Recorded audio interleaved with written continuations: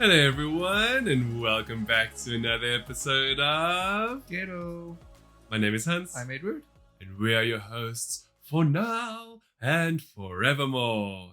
Well, that's it. Until one of us flies away with some billionaire, right? With a billionaire or Yeah. as a billionaire? Both. Why not both? Well, do you want to be adopted and become the new xylitol? Is this No, more like I wouldn't mind becoming a subject to sugar baby, a sugar mama or sugar daddy. Yeah. Yes, agreed. Even though I've cut sugar out of my life, I can still do this. Easily. Welcome everyone to another episode of Ghetto, your favorite repository for everything to do with gaming, entertainment, lifestyle, and technology, all wrapped up in a wonderful, geeky bag of tea. Okay. Yeah. Okay, I'll give you that one. Because Edward and I are drinking tea at the moment. Yes. If you recall from a few episodes back, we even tried a ginger coffee. So we actually have ginger tea right now. And ginger is amazing. It actually is. Unless you are a ginger. Because you steal souls. Anyway. Well, on the topic of gingers, I was thinking, gingers open up all your canals and stuff. So maybe that's why the ladies, they love the gingers, Wow, Edward. We're not even at NSFW yet. It's just a thought. Just a thought. If you are new to Ghetto, welcome. If you're one of our regular Ghetto folk, welcome back. Geetles, I think Ian said. Or I can't. It's so bad. Last week I asked for suggestions. Getables or something. People gave us suggestions, and they have totally slipped my mind. Yeah. What? Gettlepool? Gettlepools. It's No, something to that's that weird. effect. I don't like Gettlepool. Yeah, I don't know. I like Gettleites. It's weird. Or just Gettle folk. Just sub bitches. Gettle Welcome bitches. Welcome to Season 2, Episode 19, also known as Ghetto 61, because that is how far we have come in the last year and a half. And we're enjoying it still. Hey, Edward? Yeah. As much as possible, despite the fact that we are continuously tired. Hey, Edward, how are you doing? Tired. I'm tired, but good. How about you? I know we said we weren't going to talk about being tired anymore, because that's just like it's just every a given. episode. Yeah, I think so, right? Yeah. The fact that we have bags and we're going over the hill and we are aged and tired is just part and parcel of the Ghetto experience by this point in time. We're a good third of our century gone already, the century we are given on this earth. And well, Edward, talking about time and the universe and space, it's time for our weekly question. So, to you, our wonderful Ghetto folk, and Edward, my compatriot in Ghetto, I have a question for you, which actually will lead into a topic. So it'll be a bit of like a question/discussion. And it is, do you think the universe is conscious? I never gave it any thought. I'm so glad you said that, because neither did I. But it kind of makes sense, because atoms, what is an atom if not something that creates everything? No, rather an atom is a byproduct of creation. What is creation then? Everything. Well, if it's everything, okay. including yes. We exist out of millions and billions of atoms. Correct. Everything else does. Yes. So we are the same as those. You see, now this is where this theory of does the universe have consciousness comes from. Because it's all about, we as humans believe we have consciousness. Yeah. Weirdly enough, scientists still don't know what consciousness is. There's actually no definitive scientific explanation for consciousness, which I found very, very... It's very weird. So, like I said, this question is going to lead into a topic, and it's about the universe and consciousness. And so I have just a little bit of information, but I'm not going to go into it too deeply. But it's just basically about this. And essentially, the basic definition of consciousness intentionally leaves a lot of questions unanswered. Just because nobody knows where to find the answers. It's mysterious. The mystery of being. So, according to science in general, consciousness is the normal mental condition of the waking state of humans, characterized by the experience of perceptions, thoughts, feelings, awareness of the external world, and often in humans, but not necessarily in other animals, self-awareness. Well, to amend that, in other animals and or beings, because they keep barking on humans, and I'm like, I love the fact that you were bringing in UAPs. Going on last week, and a topic which we'll discuss. Oh my gosh, I actually really want to talk to you about that now. Okay, but hold on, let's let's go back to universe and let's consciousness. Let's not break our record for digressing. For the last 5 episodes, we've just gone off topic completely. But we will get back to UAPs though, because there's been a lot of amazing disclosure again this week. Anyway, the whole conscious universe thing, this definition, which I've just read, is very human. It's a human perception of consciousness. And according to us, the reason why, we would look at an inanimate object and think, well, that doesn't have consciousness, is because we don't believe it has consciousness. But if you then look at the universe as being conscious, so the entire universe, I suppose I don't want to say alive, because, I guess as a human, you would believe that consciousness comes with being alive. Yeah. And if that were true, then that would mean that everything around us is alive, including what we perceive to be inanimate objects. And with this in mind, that makes me think dimensions. Just because we only perceive and live in the third dimension doesn't mean that this ginger cup of tea that I'm consuming is not sentient or has consciousness in maybe the 12th dimension. See, that's the thing. we don't know what's in the 4th dimension. We don't know anything other than the third and the second. Yeah, we know what's in the third, but we only perceive in the second. That's essentially how it works. Don't we perceive in the third? No. Everything you see is flat. It's your brain transforming it into 3D because you are 3D. But then that means we're perceiving the third dimension. Not really, no. The reason I know a lot about this is because I was obsessed a while ago, and when I'm obsessed about something. Then talk to us about the obsession. That's essentially it.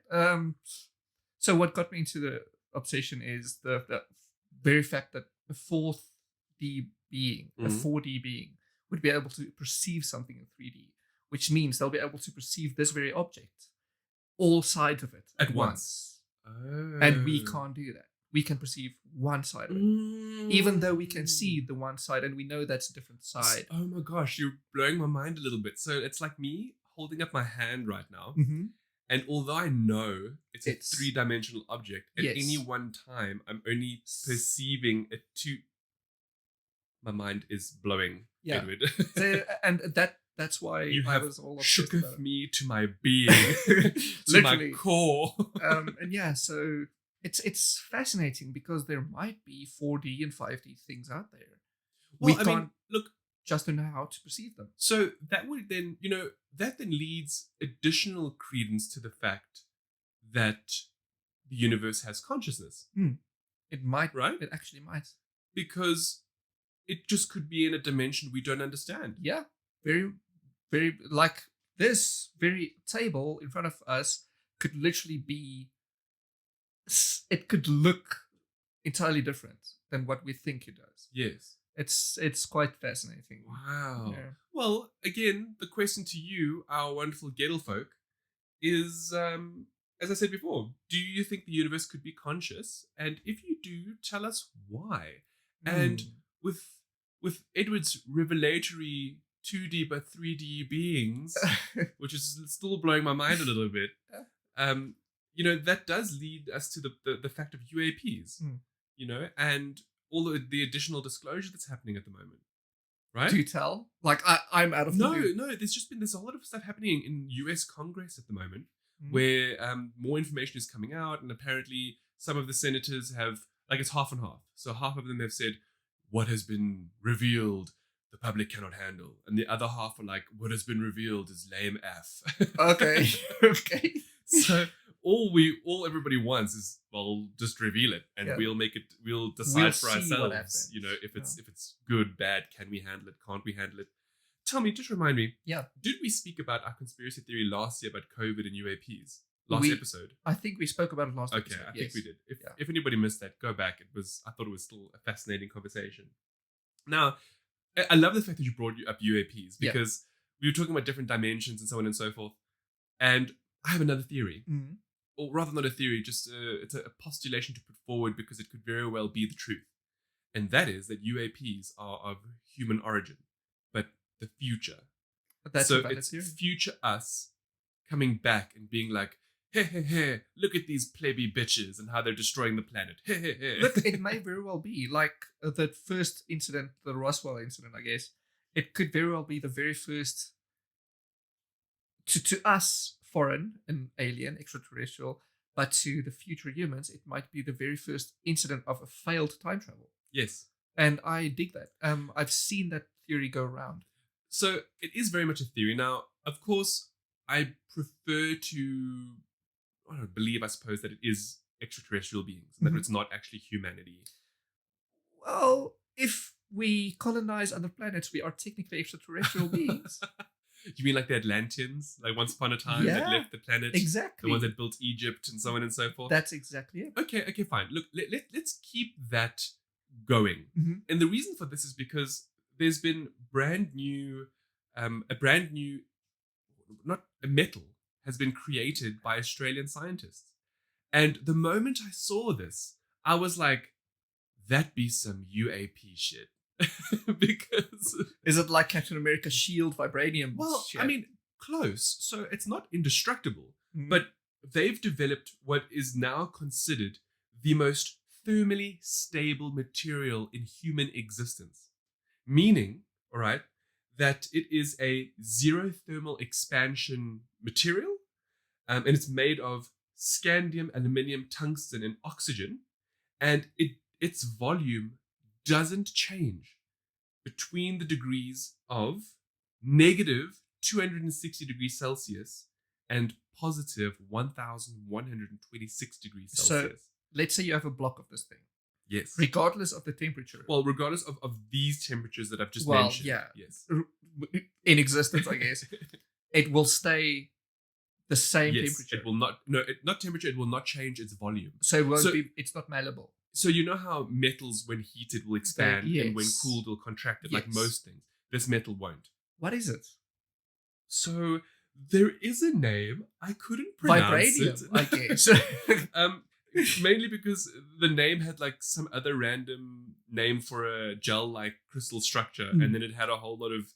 And I couldn't. I looked at it and I was like, I'm not going to add this in here because I have no idea how to say it. Though. Now, how do you use this thing? So that's what a lot of people were talking about. Like, what are the practical applications of this incredible material? And how do you apply it? And guess what one of the major purposes was? Military. Aeronautical. Oh. Okay. Imagine, but think about it now, though, because you know how, like, the space shuttle and current spacecraft, how when they have to go through the atmosphere, it is a very high temperature entering and exiting the atmosphere, right? And often they have those special ceramic plates to help dissipate the heat. Yes. You wouldn't need it with this metal. Of course not. You could just build it out of it and then there you go. So you see, this is what makes me think about us as humans in the future coming back to the past, because one of the hallmarks of a UAP is phenomenal acceleration, like 2 seconds to go like 50,000 kilometers, and that's not possible without immense heat.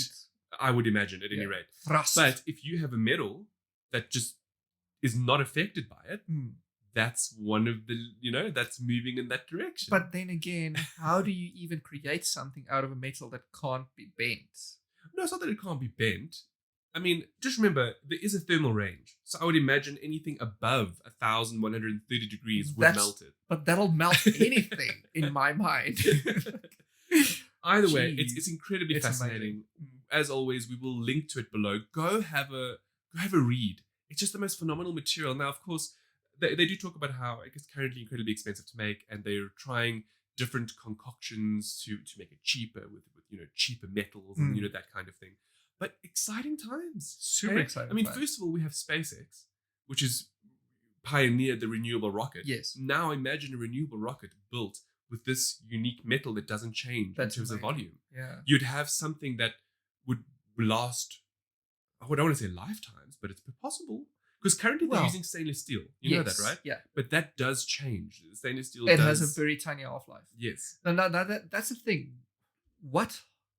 Well, I guess we don't know these answers. Like, what half-life does it have? How long does it last? But that's amazing still. It's good horizons. Yes. And it makes me think of time travel and all of that things, because... Exactly my point. Yeah. No, look, of course, there are more other practical applications. Like, one of them was obviously for, like, part replacements in the body. Because if you have a metal that doesn't change by heat in that, then it also means it's less susceptible to friction. So therefore, if you put it like a hip joint, for example, It'll stay longer. It's not that it's guaranteed to, but it should. That's actually, but that's going to be expensive. Yes. That's going to be super expensive. It is going to be expensive. Well, that reminds me also of a game I reviewed actually. Recently.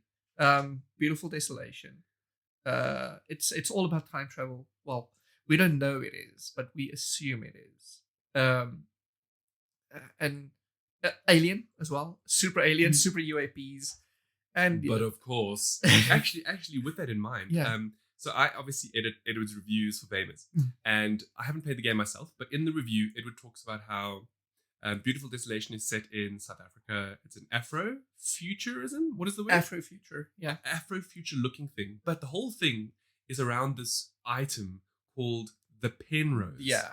Now I have to mention that because the universe having consciousness. One of the scientists is Dr. Penrose, who actually that must be deliberate. I'd like to. I mean, I don't know. Maybe we should reach out to the devs and actually ask if this was, if maybe he was some inspiration, because he is like a massive quantum theorist, and it just. I'm sorry, I had to mention that because that's it's just actually so super cool. smart. I don't think the beings in the game would know, obviously, because the Beautiful Desolation is all about you're this everyday Afrikaans guy. You're a journalist. Afrikaner, really? Well, he speaks English, but he sounds Afrikaans. And so does his brother Don. You play as Mark Leslie. Well, they are a duo antagonist. I forgot the name. What? What? Sorry. For those of you who are watching the video, you'll see that I just pulled my face because I was sipping my tea. Oh, and the ginger went into my mouth. Sorry, Edward, I didn't mean to derail you. Anyway, Beautiful As long as you don't die. No, So it's two protagonists, not just the one. Yes. You mostly play as Mark. They call it something, a duo-tagonist, whatever. And the story begins where you try to figure out, Mark is on a mission to figure out his wife's death. In a sense. And he thinks the Penrose, which is this huge alien construct or object or thing that came down and it's hovering in the air above South Africa. So Don is a pilot. He has a pilot's license. Mark goes to Don. He asks, listen, can you just take me up there for a little while? I just want to see something. So this thing doesn't actually land? No, it's just there. It's just, no one knows why it's there even. But thanks to this Penrose, though, technology has advanced hundreds of years. But how? If it's just there and doesn't do anything? I don't know. Okay. It's just researched, I guess. So, maybe I would imagine that it came. It doesn't interact with anyone, but it doesn't mean that scientists couldn't examine it. Yes. Okay. Yeah, I guess so. Because thanks to this, the police force is all of a sudden robotic. And we have all of these flying hovercrafts, and we don't have planes anymore, for instance. Yes. So they go up. Well, they do have planes. Anyway, they go up with Don's little plane. It's actually they go up with the plane. Okay, let me not derail myself.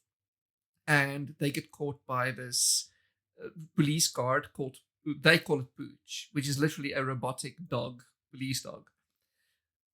Shenanigans ensue, and all of a sudden, they're transported somewhere through a portal. Now, boom, boom, boom. The rest of the game is basically just figuring out what the Penrose's effect was over the last 100 years in this new foreign land, which we discover is South Africa in the future. And it's amazing. The setting is, I'm getting goosey just talking about it. The setting is phenomenal. In that it's unique. I've never seen it before. It's this weird primitive future, not post-apocalyptic, but just that's how interesting, because I was under the impression it was post-apocalyptic. No, it's desolate. Well, but beautiful it's, desolation. Yes, but it's not post-apocalyptic in the sense that technology happened, advances happened, but then things derailed. Things just went down, and society devolved into what it is in this game now. All right. And it's super cool. The gameplay itself, it's a 2D isometric platformer. And not platformer. I don't know why I thought platformer. Well, I mean, it's an adventure title. Yes. Point and click. Yes.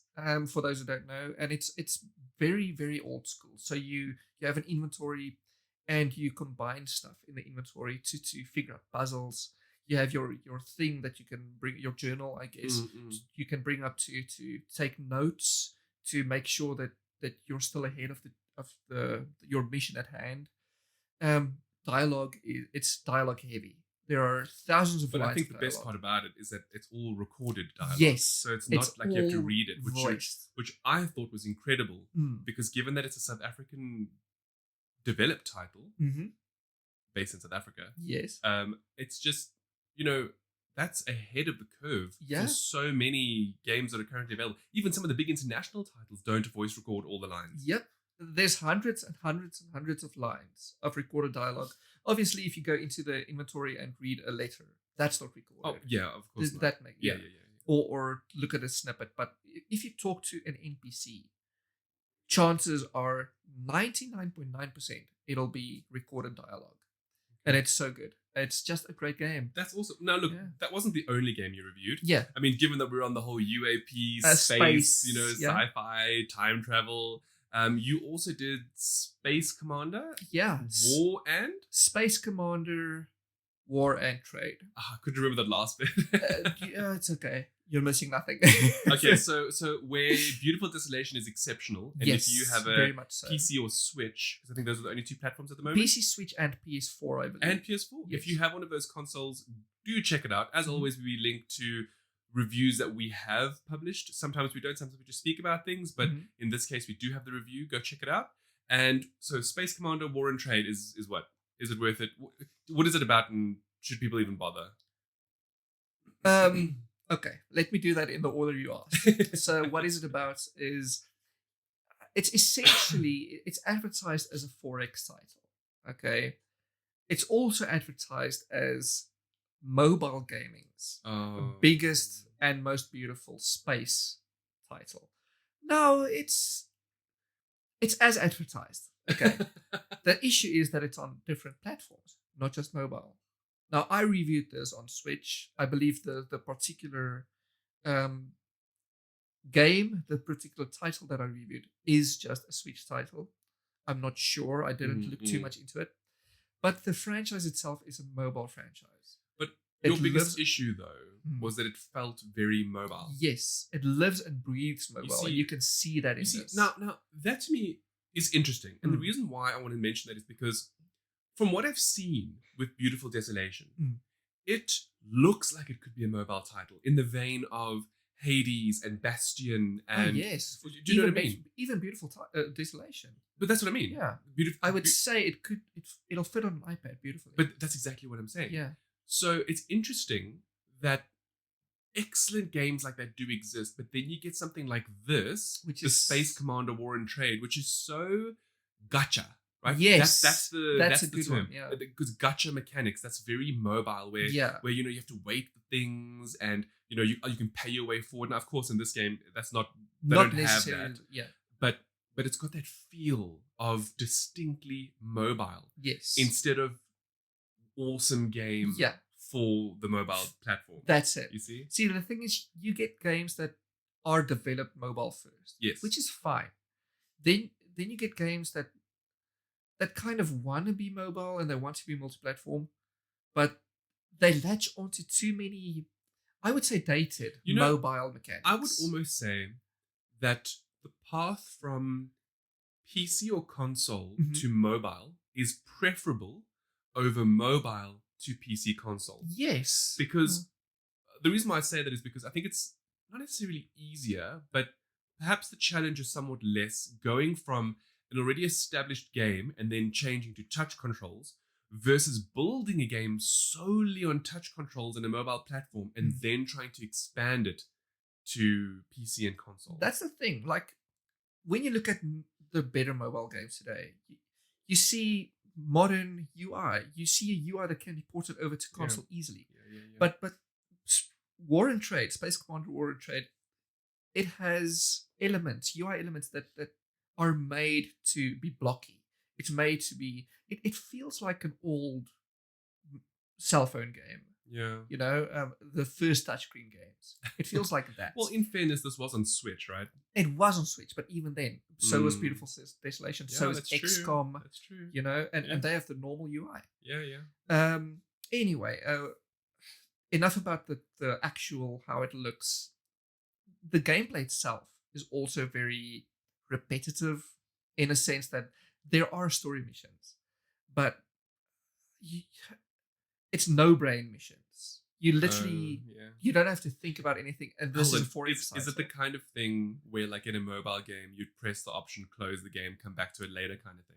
Kinda. And then it has features like speed up mechanics, which makes no sense because you click on something and you're immediately there, including your entire fleet that you build.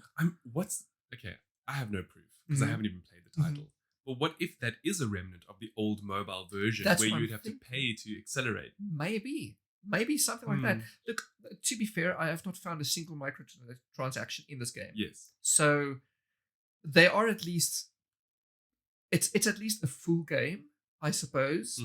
But it feels like there are too many things that makes it was a lazy port or it was a lazy sequel, which are just. Okay, so either way, it's an average title. Average at best. I can see why you would have fun just exploring the game, and it has some good things going for it. Yes. Like ship designs are phenomenal, and it does look good. That's it. Oh, okay. Well, so not really. If you can get it for free, maybe. But other than that, beautiful Desolation. Yeah, just go for the other one. So hopefully you don't ever forget the things we speak about on Gettle, but if you do, Edward is one of those people that consistently forgets the things we speak about. I was about to raise my hand. I think you mentioned my name. But do you know what creatures don't often forget? What well, crows. Okay, well, actually, normally elephants is the elephants and crows. One. I do know crows have good memory. Well, yes, crows have exceptional. They remember faces, especially. Yes. So we've spoken about the intelligence of crows specifically in episode 60, and it's mind blowing. Just how intelligent these creatures are. Well, even more research has come out about crows, namely the fact that they don't forget human faces who have wronged them. I have to say that because we all know that like a group of crows is called a murder of crows, all right? Which is somewhat unfortunate because these birds are actually beautiful and highly intelligent. But you know, as Edward said last week, there's no smoke where there's no fire. Yeah, there's no smoke where there's no fire. You didn't forget that one. Anyway, it's just an incredibly awesome research whereby it's from the Washington University. And what they did is they went to the specific area in the United States where it's very crow heavy, and they tested the crow's cognitive memory using masks. So one of them is where they used President Reagan's face as the nice mask, and then they used like a scarecrow mask for for agitating the birds. I wonder what precedent they're going to bring up now. What they would do is they would get them to, catch the crows with the ugly mask, and then the Reagan mask would just do normal things. And what they found is, and this is the most incredible thing, is that over 60% of crows that had experienced it, immediately reacted by notifying other crows within the general vicinity that this is dangerous and blah, blah, blah. Then what they found is that over 5 years later, they came back with the same masks. And in so doing, they found that crows, much like humans, pass on memory through social constructs of like speaking to each other. They teach their young. Yes. And what they found is that over 40% of crows who weren't even there 5 years before reacted negatively to the scarecrow mask versus the Reagan mask. Wow. But I know that just sounds like, maybe the birds would react anyway, but no, this was specific because they didn't even do anything with the mask. What they did is they would just walk up, and then the crows would immediately start reacting in the way that the original crows reacted 5 years previously. Wow. Hey, isn't that amazing? Okay. Anyway, all of these crow experiments you're finding. I know, it's because, there's so much we don't know about the animals of the world. I mean, we've spoken about how, in the past, how elephants have that deep rumble, whereby, we didn't even know it was happening, but they can also identify humans. No, but they can identify humans and tell them through kilometers this low rumble can spread. Yeah. Now we have all of this crow intelligence, and there's even more, Ed. I mean, I know I put it for a little bit later in the episode, but given how we're speaking about animals now, I'm just going to go straight into it. Yeah. So there's new research at the moment, which is specifically looking at the sperm whale, because it's one of the most vocal animals in the sea. Is that the one that knows it can kill you with just a bloop? I think so. I think that's the one. We did report on that. I think it was last year. Last year sometime, yeah. I'm not sure if it is exact that one, but I would imagine so. So they have an incredible vocal range, and they're one of the most vocal within the oceans. Now, scientists have looked at this and they've decided, well, what if we apply an AI to capture these voice, or let's call them voices, the whale talk, and process it with contextual situations?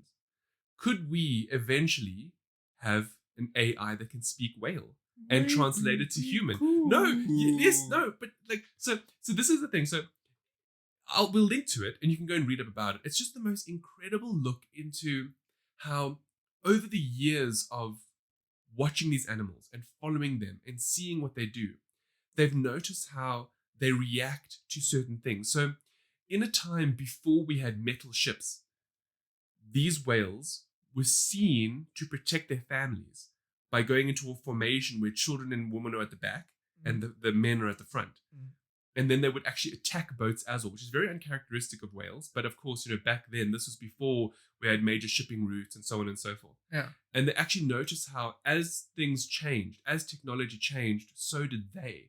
And they could pick up particular whale noises for particular things. So like the whale pod would emit a certain tone knowing that there was a metal ship coming to tell the other whales to get away. Like go or down to run. or something. Yes.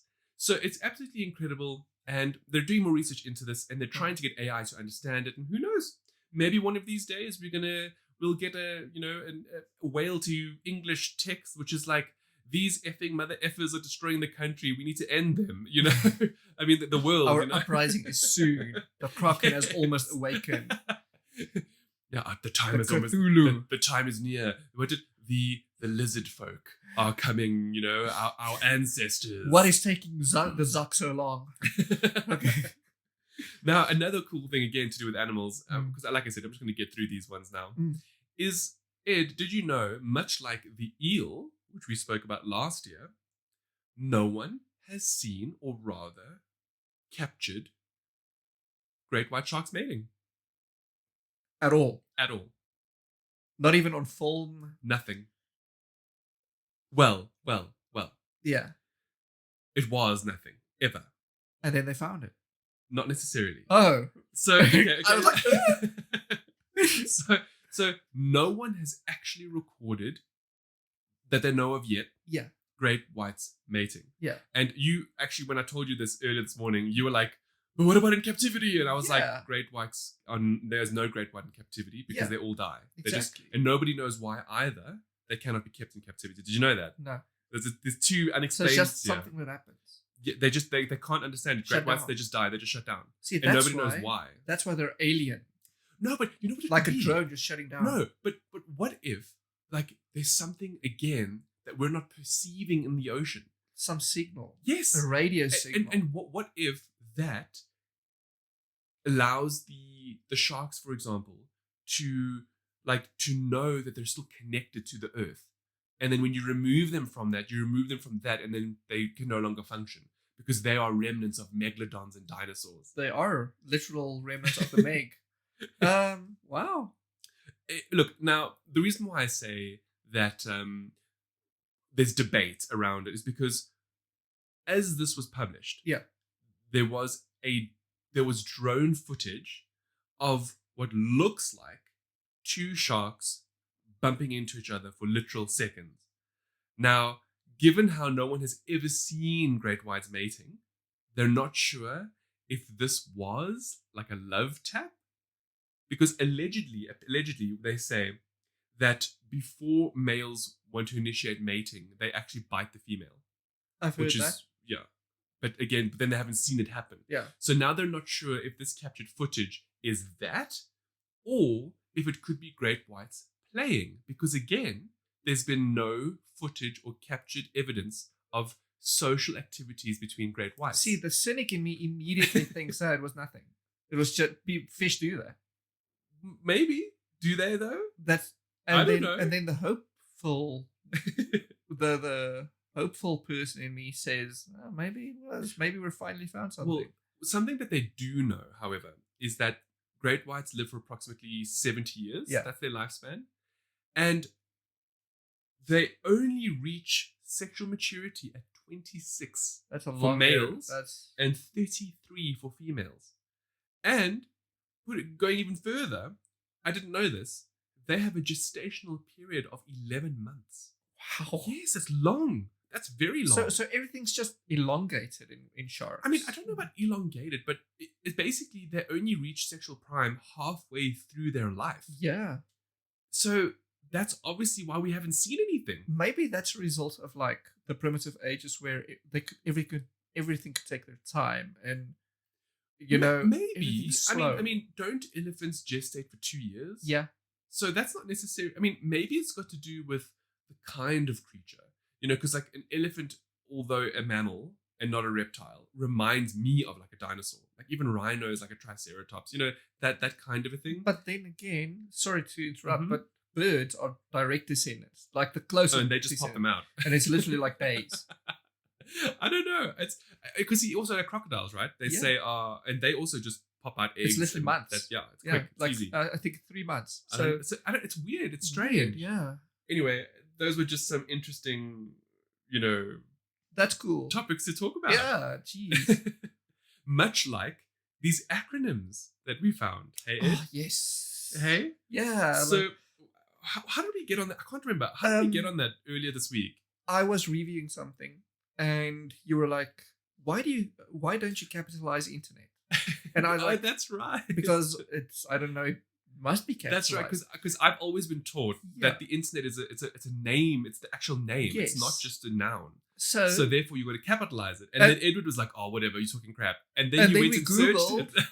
And then we found out that both of us are correct, but for the most part, you always capitalize it. Because you when you refer to the internet, the thing which is the internet, you capitalize it. Yes. And this is because it stands for interconnected network. Wow, you could hear the Afrikaans that there. blew my mind.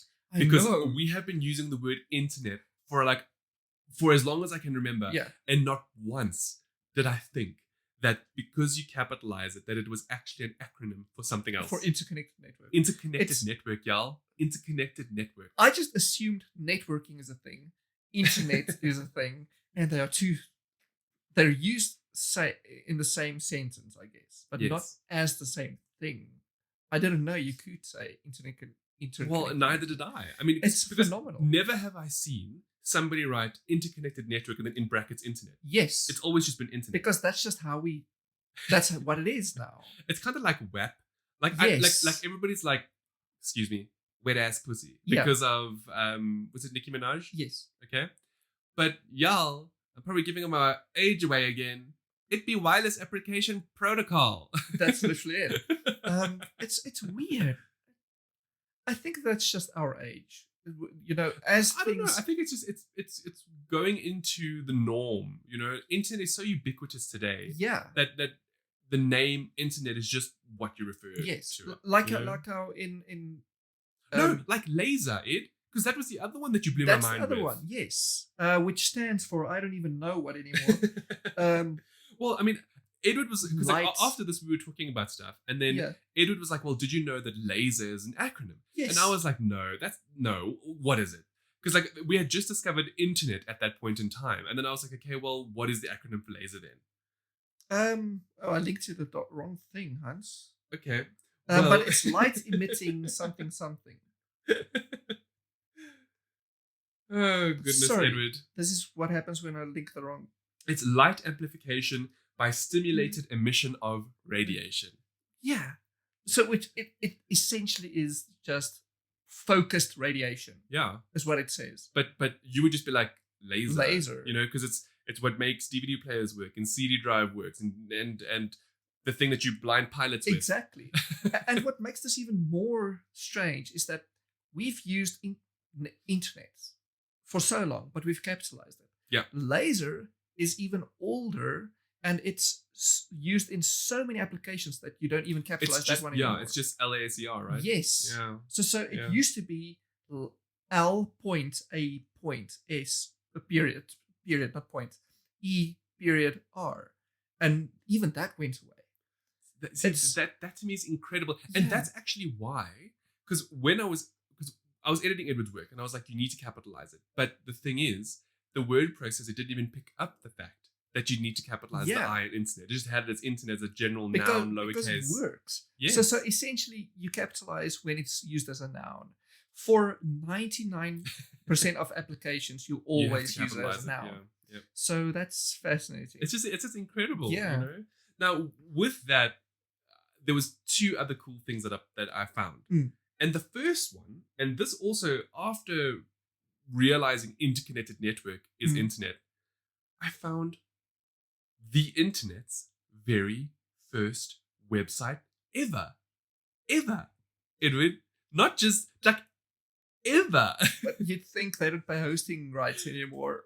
Well, look, if anybody is interested, you go to http, all right, semicolon // like every other web address, and you type in info.cern.ch, which is very interesting to me because it sounds like CERN, you know, the massive I think it is CERN, Hadron Collider, you know. So I don't know, it's the very first website ever, and it blew my mind. It's incredibly basic. There's nothing there. It's just a white page with text and links. It literally gives you information about the World Wide Web. Yes. In paraphrasing, the W3. Yes, the World Wide Web. It's absolutely phenomenal.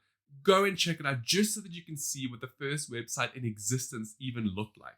And now bear in mind, we're talking about the first commercial version or the first for consumer version, because obviously the internet it used to be called the intraweb for it used to be militarized. Militarized, yes, before it became for everybody else. And it's just wonderful. Now, another cool thing is it's called This Website Will Self-Destruct.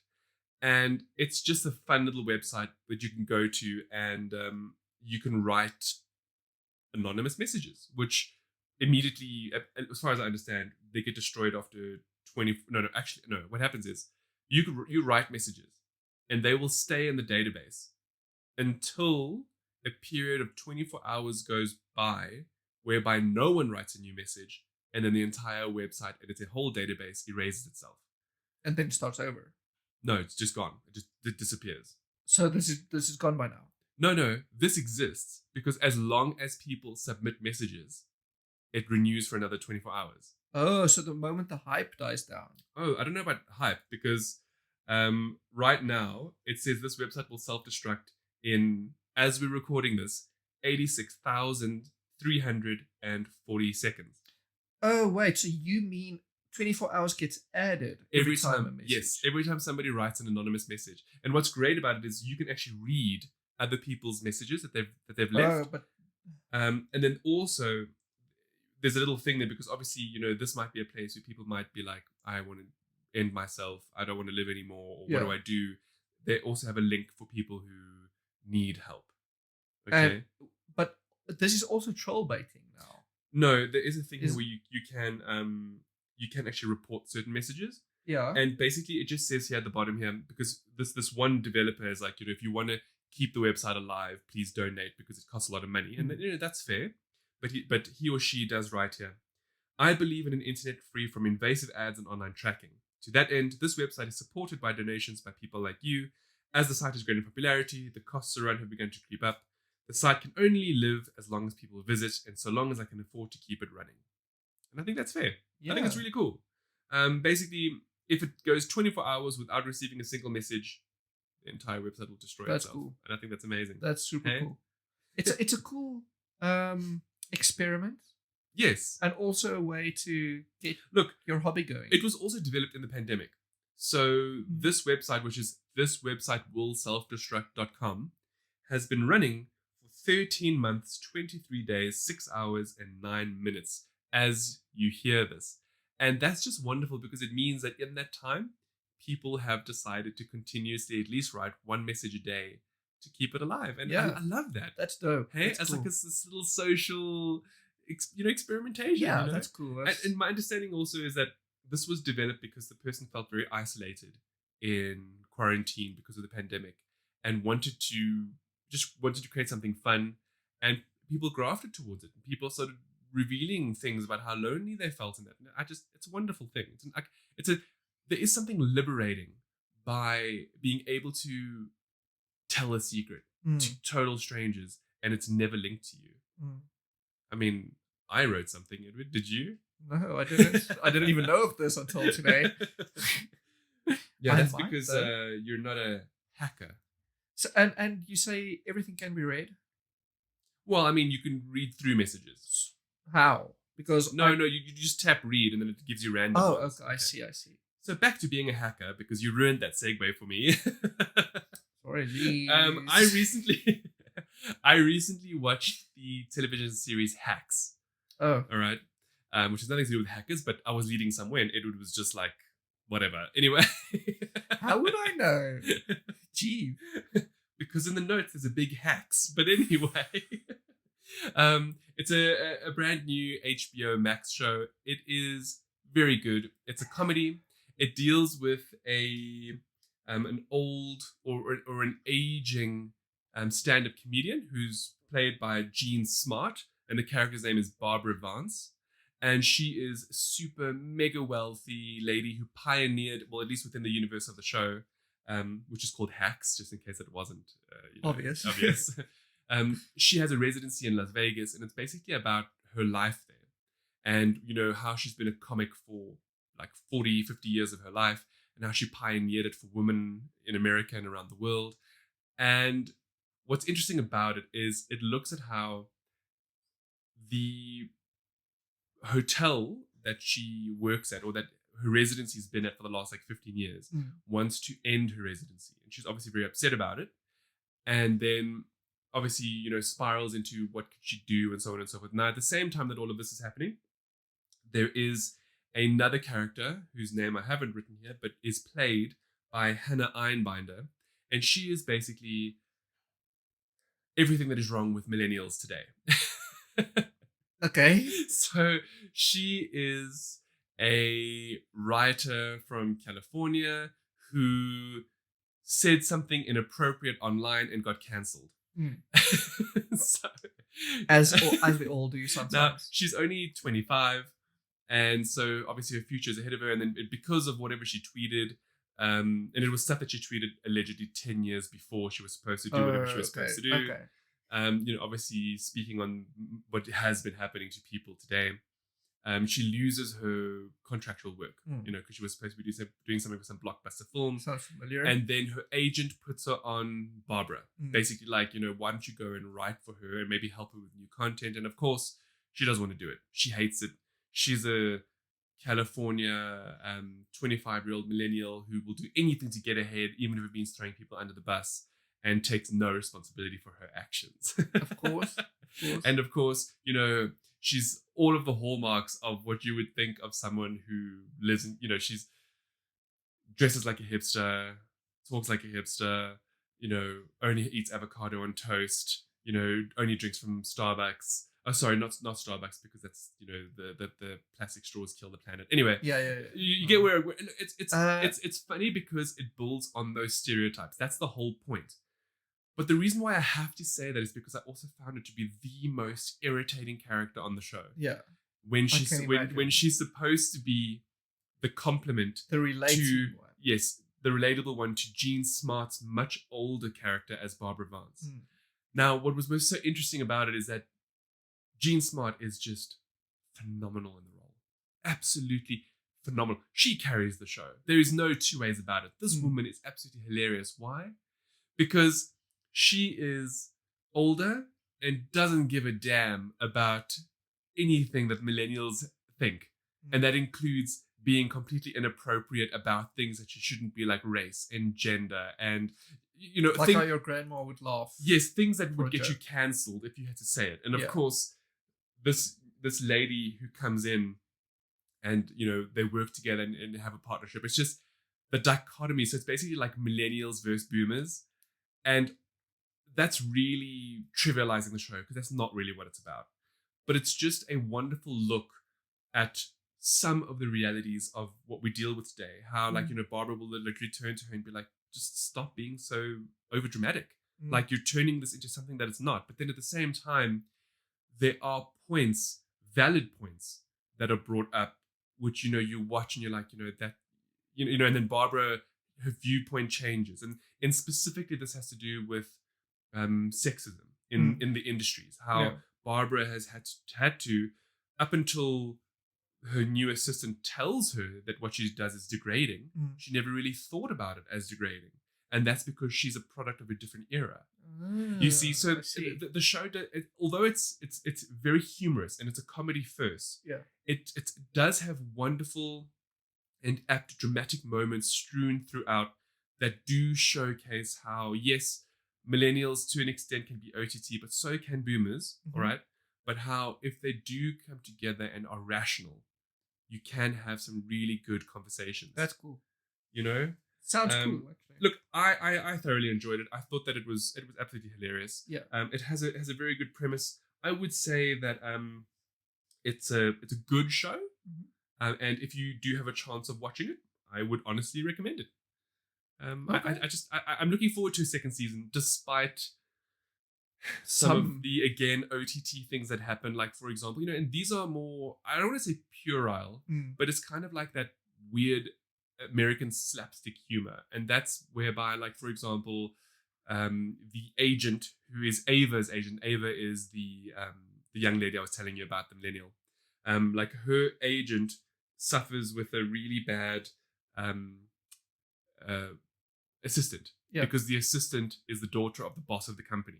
So it's just like, sometimes that happens. It's just like really dumb. Yeah. It's like it's like unnecessary to the rest of the overall feel of the show. Yeah. It's little things like that, but maybe it's on purpose. It's purposefully designed like that. Perhaps. Look, I would recommend people to try it out. Yeah. Above all, Jean Smart is just, she's a phenomenal woman. And what's most interesting about, well, not interesting, but what's great about her as well, there's another show that I'm watching at the moment, called The Mayor of Easttown. Yeah. And I'll speak about that next week, because by then I would have finished it. And Jean Smart acts in it as well. Okay. I don't want to say too much about that show, because I really have a strong opinion about it, but I want to finish it. I want to finish it so that I can really tell you if it was worth the slog. Okay. Or if... Worth the slog. Cool. That's the first impression I was looking for. I say that because the first episode is very long and very slow. Okay.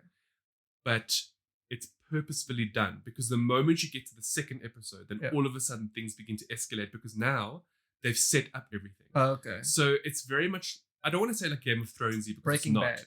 Breaking Bad, yes. It's very slow, but it's because they're purposefully setting up. And I don't want to say, because I want to speak about it next week. Next week. But I'm actually very much enjoying it. And the acting is superb. Have you mentioned the name of the show? I don't think you have. Well, it stars Kate Winslet. Yeah. And it's called, The Mayor of Easttown. Okay. Yeah. I just didn't, I heard past that one. Okay. Yeah, and of course, in this show, which stars Kate Winslet as a mid 40, 50-year-old woman, she obviously isn't getting as much as she should. NSFW. Sorry, very, very, very bad. That was so bad. But we did discuss last week how at least once a week is what you need for a happy relationship, and actually, Kate Winslet is getting more than her fair share. So let's just forget that. I would think she is. Well, she is in the show. Look, if she's not, she can call me up. Listen, Kate Winslet is a beautiful woman. Yeah. And what an exceptional actor. Okay, you know what? I will tell you about the East of Mayertown next week. For now, let's talk about... Oh shit, the Mayor of Easttown, not the East of Mayertown. But anyway. East of Mayertown, Mayor of Easttown. Okay, tell us. It actually works so well. It's like a bit of a tongue twister, I suppose. Talking about towns. Well, we're talking about rain bringing penis. Yes. So tell me how the rain brings it. So, not the rain. Because we know that the milkshakes bring the people to your yard. Now the penis brings the rain to your yard. How? Okay, so I don't know how. Okay, it's superstition. But so a town in Thailand called Yat-Haka in the Changxingzhou province. I'm sorry, I'm butchering this. It's all right. They have been in a drought for like a long while. A drought. Yes, okay. That's what I said.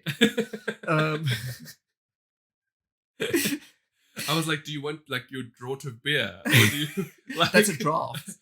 Whatever, Edwin. Isn't this, as you like to say, tomato, potato? Potato, tomato.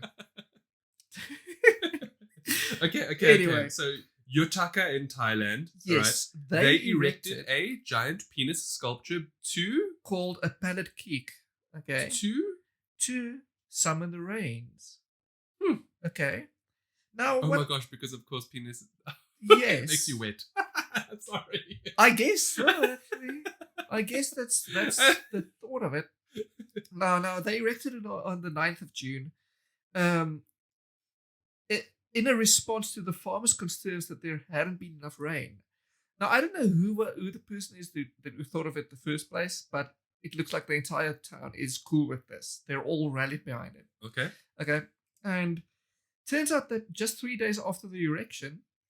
Oh, Edwin. The rains have arrived. Oh. Yes. Mother Nature was like, oh, yeah. Yeah.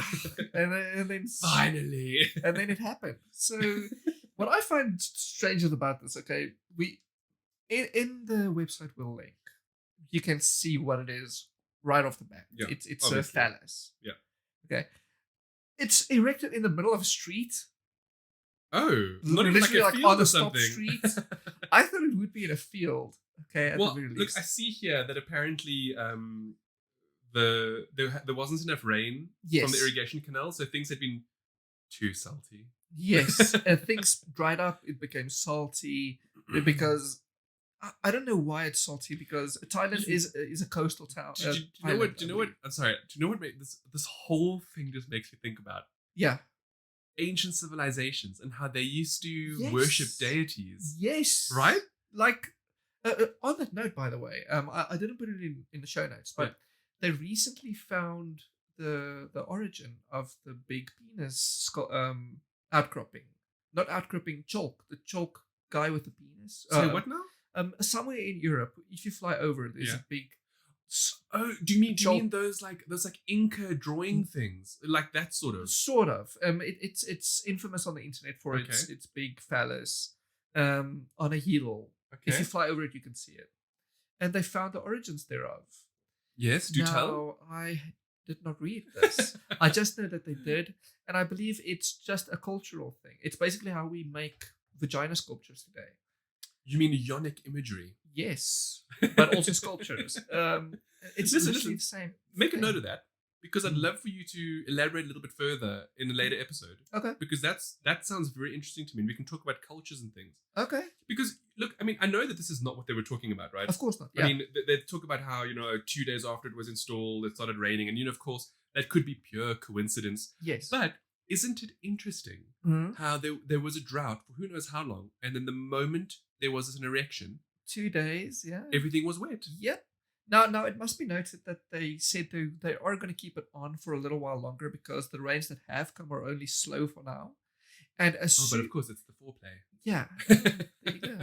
And as soon as it rains properly, they will remove the sculpture. I love how the palad kick, as they call it, represents fertility and new growth. Yes, that's wonderful. It's exactly what it is. Yes. Wow. All right. That's very interesting. Yeah, I dig that. Yeah, I dig it. But now we must explore more. Yes. Like, you see, all of this comes down to think about it like this: the universe is consciousness. Yeah. Mother Nature. There's a reason why we call it Mother Nature, I guess. Because it's conscious. Some people would disagree. Anyway, it's conscious, and apparently it reacts to penises. What I wanted to say, about the whole universal consciousness thing is that also then leads to me to faith, because think, just I'm just going to just leave this little tidbit just for a second. Mm-hmm. If the entire universe is conscious and everything is alive, then wouldn't that lead credence to the fact that that would be a deity? Yes. Right? Very much so. Yeah. Anyway, it just occurred to me, and I meant to actually say earlier. I like how you mentioned that right after we speak about in the middle of our NSFW segment. That's all. It's not exactly related, but we're talking about worshipping penises here. Well, okay, they're not really worshipping it, but it makes you think though. If there is legitimate scientific truth to the universe being conscious, then wouldn't that mean that it's all a deity? What if the universe is a deity? I dig that. Do you see what I mean? It reminds me of Pokemon, actually, where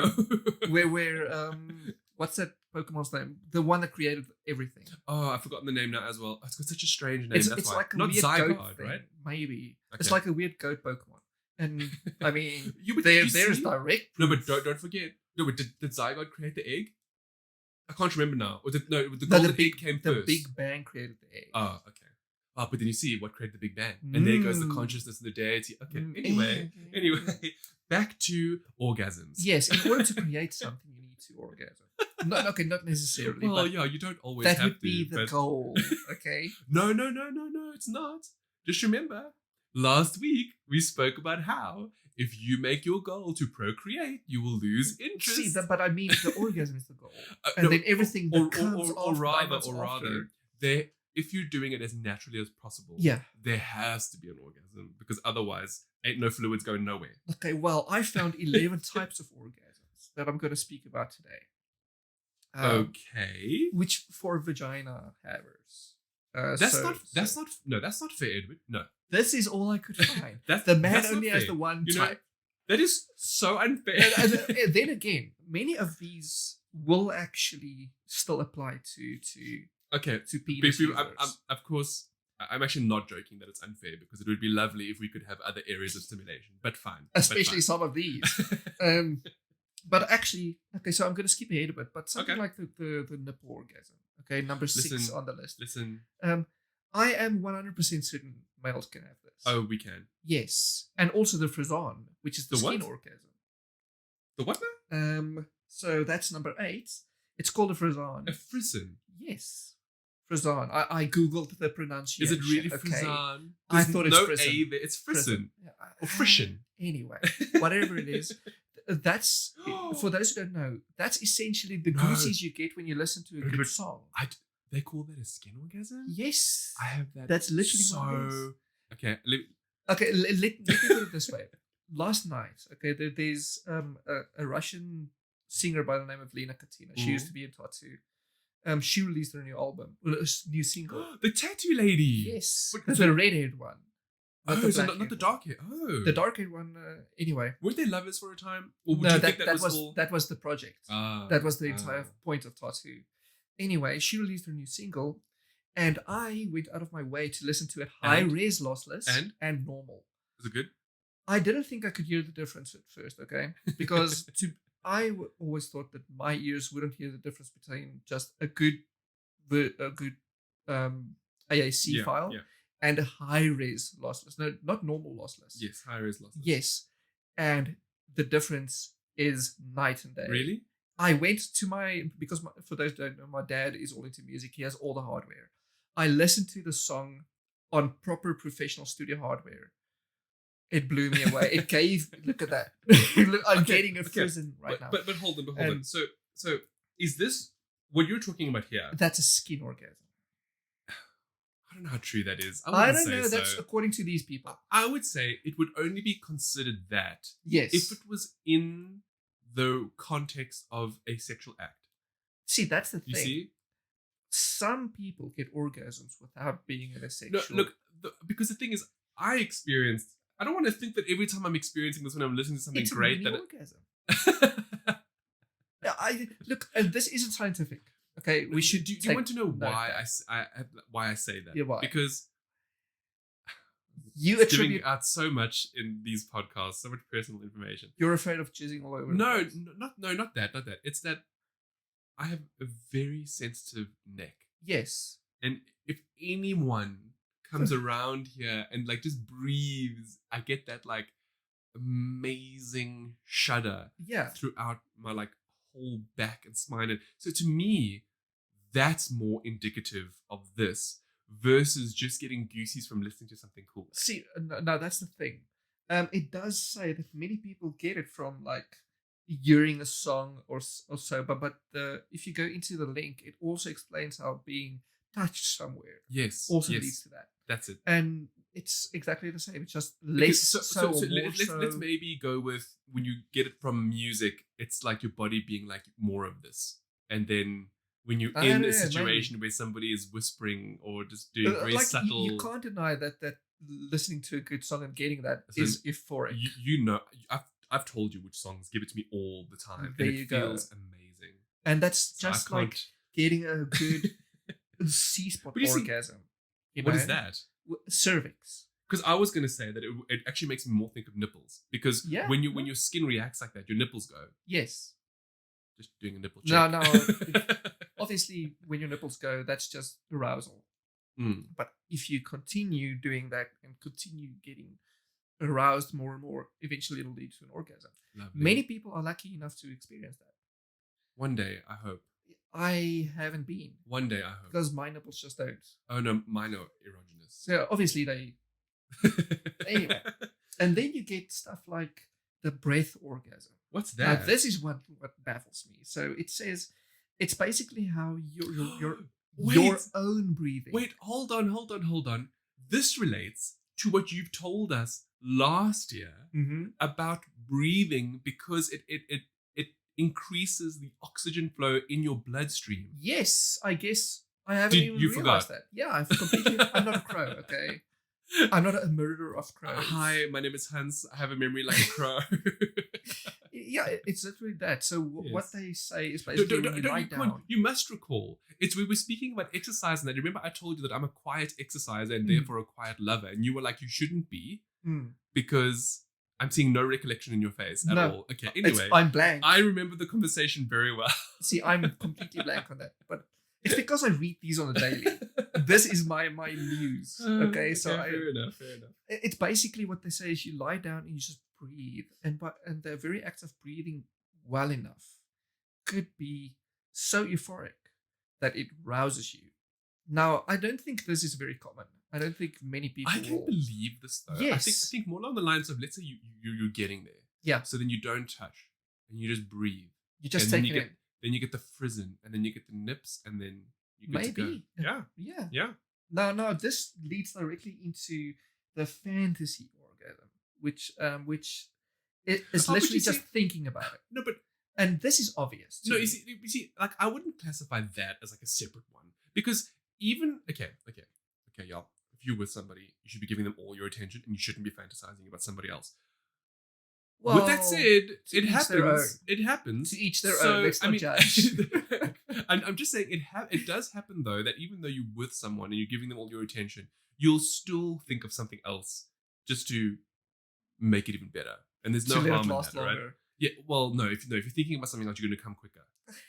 It depends. What are you thinking about? Well, I mean, I don't want to think about that kind of stuff. Anyway. To me, these are debatable, Ed. It's all debatable. This is all debatable. Because like I'm looking at that and I'm like, come on.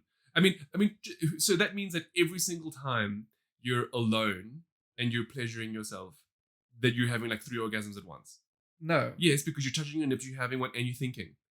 No, okay. Or do you mean specifically that without any touch whatsoever, you're just lying there and you think and boom, it happens? Yes. Oh. It's literally just imagining it. And then only. See, that's what this is. Okay. Obviously, what you're alluding to is number 3, which is a blended orgasm, which is a mixture of any of one or two. I would just call that normal. I mean, why is that even many of us would call that normal. But anyway, it is what it is. And then obviously you get your sleep orgasm, your nocturnal ejaculation. Which is literally an orgasm as you sleep. Well, yeah, that's just. Would you call that a blended orgasm? No, that's not blended. So why would imagination and breathing not be blended? Not no, but because you're not awake. So we're talking about being awake and doing stuff. But you can do nothing while just laying and still. No, you're using your imagination. You're cognitively choosing to think about something. No, what do you think happens when you have a nocturnal emission? No, well, when you're having a nocturnal emission, you have no control. Your mind is doing its own thing. You're not. No. Your mind is doing its own thing. But you're not actively choosing to do it. How do you know you're not? Because you're not. You could be. What we just mentioned it 3 episodes ago. Sleep sexing or something. I forgot the name. Oh, yes, I remember. You just wake up in a mess. You don't know what you did. Oh, I see what you're saying. That was the very rapey. Yes, the very rapey one. Yeah. But you see, if that was the case, and you were having that kind of a nocturnal, like sleepwalking, but sex walking, that's what it was called. Yeah. Okay. Yeah. If that was happening, you would then you'd be having a multiple kinds. Yeah, probably. But you see, but that's not its own thing. It's not like it's sleepwalking orgasm. I think at the end of the day, all of this will most of the time be blended. I suppose they almost all are, really, if you think about it. The most common combination would be one of these, and then unless you just table sex walking under sleep. Could be. Because you are sleeping. Yes. And you see, for me, the distinction comes in between all of the others is like, if you're thinking of skin or breath or fantasy, you're actively, at that point in time, choosing to want that. Yes, that's true. But when you're sleeping, you're not. Yeah. Because you could as easily dream about mutated bunnies that want to eat your ass versus a really awesome dream with Britney. Free Britney. Okay. That's very, very true. And I just thought, like, this is obviously just a list of the types, I guess. Well, we'll link to it as always. And then, it's not singular. You can't, not always necessarily just get the one type. How about you, our Gedel folk? Then again, Hans, sorry, before we pose the question, we are thinking of this as heterosexual males. Yes. As a female, you can just get a clitoral orgasm or a cervix orgasm. You're right. You don't need to do anything else. Yeah, that's no, but you would still be thinking about something, you know. You'll think unless it just happens. But thinking about just the act does not necessarily make it thinking about something else, like imagining then something else. I don't know. Like, we are limited in our scope. So what we'll do is we obviously will link to these things. Go have a look, read through it. Let us know. What do you think? Which are your favorites? Yeah, let us know. You know, our DMs are open. For innocent stuff, please. We don't do the naughty bits. Listen, you're going to be over 18 as well, please. Thank you. And that's the end of NSFW. Interesting. This was an interesting episode. I'm still very much hoping that it's recording perfectly. Lots of learning things. And yes, I've been worried I know, me too. It's just Logitech.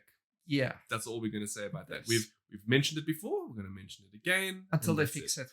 Until they fix the software for Mac specifically. Yeah, because on Windows it's okay. It works sometimes. But it's just such a mess on Mac, really. Yeah. Well, there we go, Ed. Season 2, episode 19. Yeah, it was a good one. 61. Only 8 more to 69. Nice. We'll just call it episode nice. I love that. I actually love that. This was good. We, as always, our Gaydel folk, I'm really leaning into that. I quite like that. Because you're weird. I don't know. I think it's cool. Listeners, readers, viewers, watchers, you know who you are. We adore you. Thank you for your support. Thank you for listening every week when you do. And until our next episode, Edward and I bid you adieu. Ciao for now. See you later. Okay.